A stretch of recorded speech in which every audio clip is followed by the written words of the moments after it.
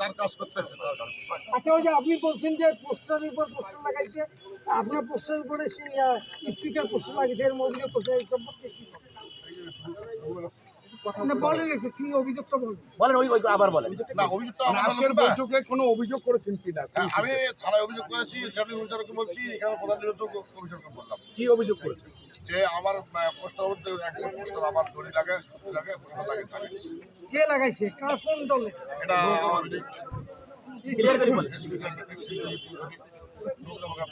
উনি কি বললেন? আওয়ামী লীগ। না, আপনার অভিযোগগুলো সম্পর্কে ইসি কি বললো?